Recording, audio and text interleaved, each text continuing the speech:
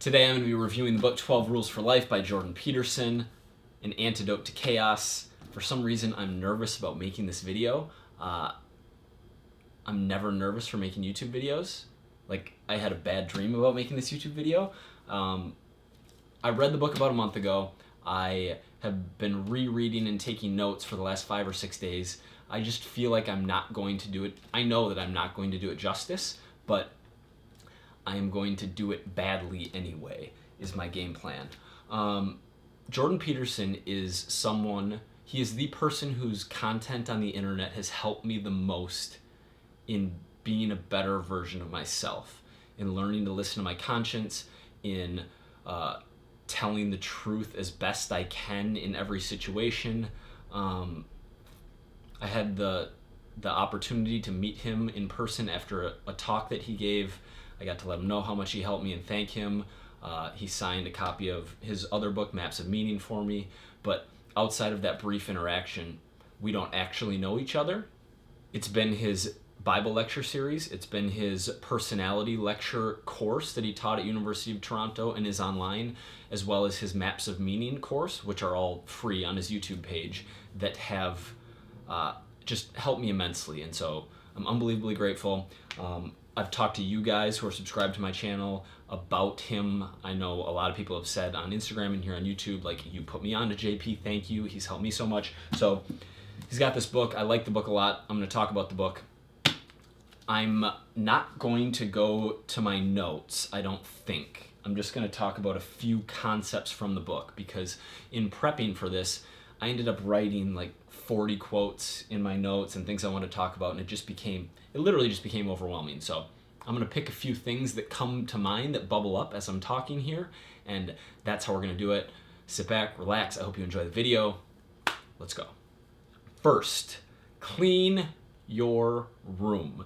It's become an internet meme, and it stemmed from, the first place I heard him say it was in a Message to Millennials New Year video, probably 15, 16 months ago, where he said, like, basically, how can you be protesting capitalism? How can you be protesting the economy? How can you be making arguments against these unbelievably complex things, a machine like the economy, when you can't keep your room clean?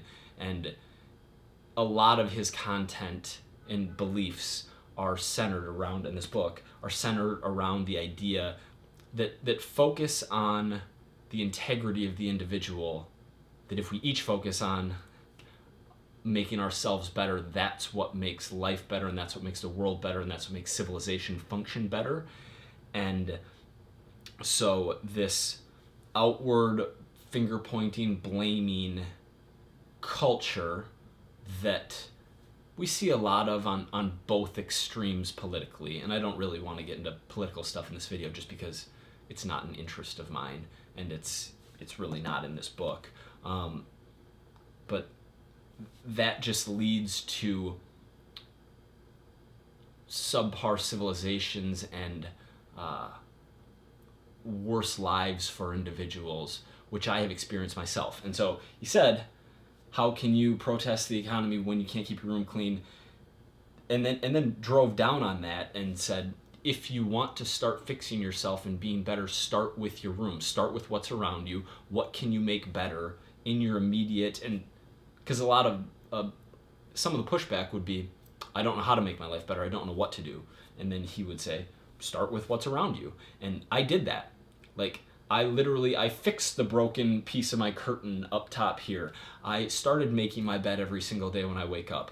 I put things away where they belonged. I bought a couple pieces of furniture so that I had an actual apartment.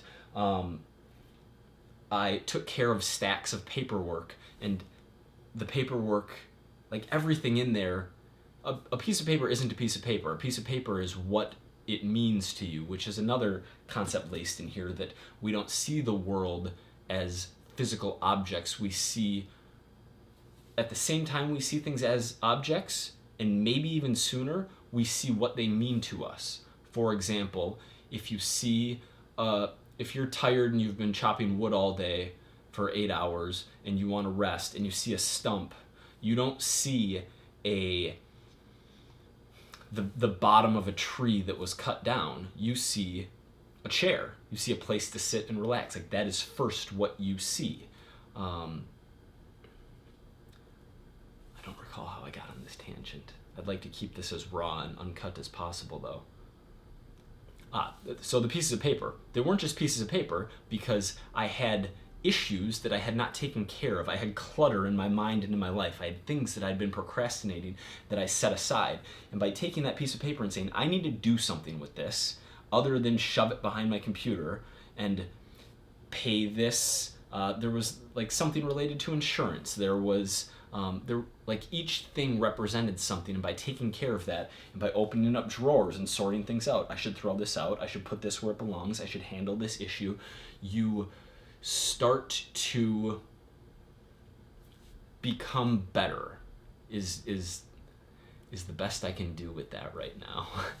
Another concept of his that has helped me a lot is, and which is, I believe, the title of a chapter in this book, Tell the Truth or at least Don't Lie. If we look at many of the worst times in human history in the last 2,500 years, and to narrow it down even more, in the last 150 years, they were cultures where you could not tell the truth, where deception was the norm more than the exception. And to take things even in tighter and give a more personal example,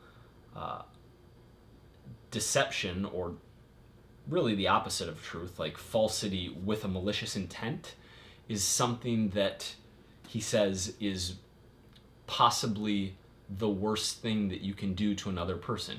And he gives the example of a married couple and one of the people in the relationship cheating on the other person, having an affair, the other one finding out, and the pain and hurt and plunge into the depths of chaos out of order that deceit causes. And so the opposite of deception is truth, kind of. And telling the truth is something that makes each of our lives function better, even though it's difficult in the short term. It's difficult to resolve conflict in the short term. It's difficult to have conversations with people about subjects that neither of you really want to talk about, but if you avoid it for days, months, years, the problem that turns into is so much worse than it would be if you truthfully confronted the situation in the present. I am going to go to my notes. Another concept I like a lot here, which is kind of an answer to what to do in life, is pursue a meaningful goal. Not because achieving the goal is going to give you happiness or contentment or satisfaction, but because the process of pursuing a meaningful goal is where almost all of the happiness we find exists. And he talks about the similarities between the feeling we get, the neurochemical pathways, and the similarities in pursuing a meaningful goal and making progress toward a meaningful goal, and the systems that are activated when you do that, compared to when an alcoholic has liquor or when any of us has cocaine. The dopamine spikes without the negative consequences in the pursuit of meaning. They're similar, and I think a lot of people pursue, once you have your needs met, and I talked about this in a recent video a little bit, but once you have your bottom few on Maslow's hierarchy, the question of what to do next is something I've struggled with personally, and it is something I've seen others struggle with. And the pursuit of a meaningful goal is what he would recommend, and is something that in my life, my experience aligns with his philosophy on that subject. One thing discussed a good amount in here is religion, and I don't want to get super personal. I don't want this to be so much about me, if it isn't already, but one of the biggest things that Dr. Peterson's content did, and this book specifically in parts, was give religion and Christianity specifically merit. Because for myself, for the last 10 to 12 to 14 years, basically since I graduated high school, I'm 30 now,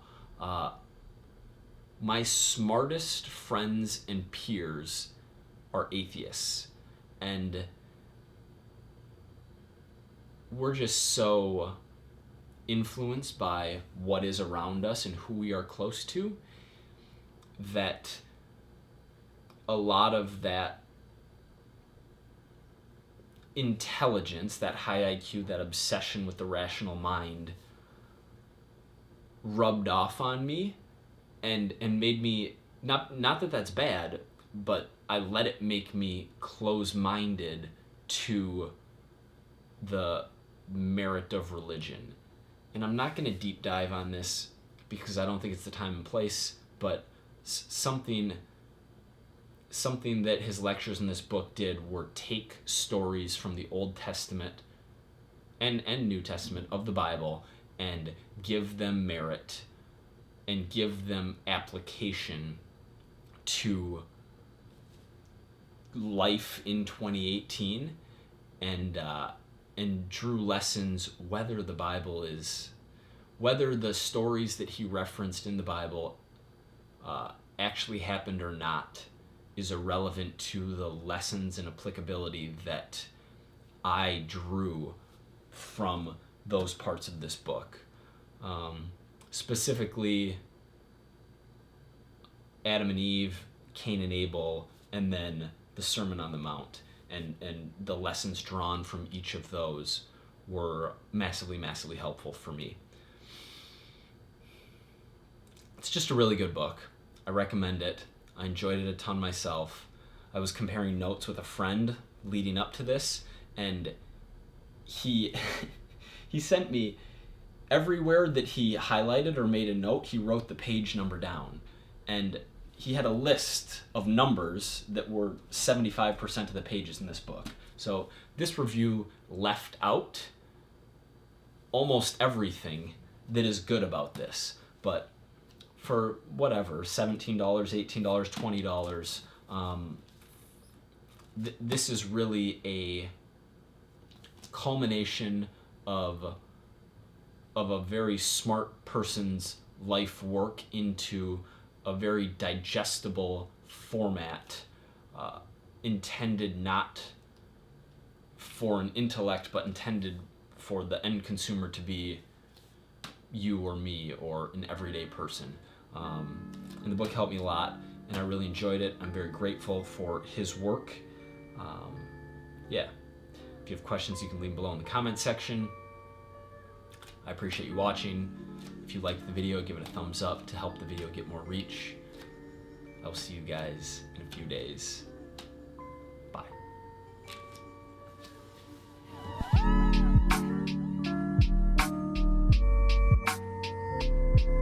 Ah, there's a red button. Jackpot.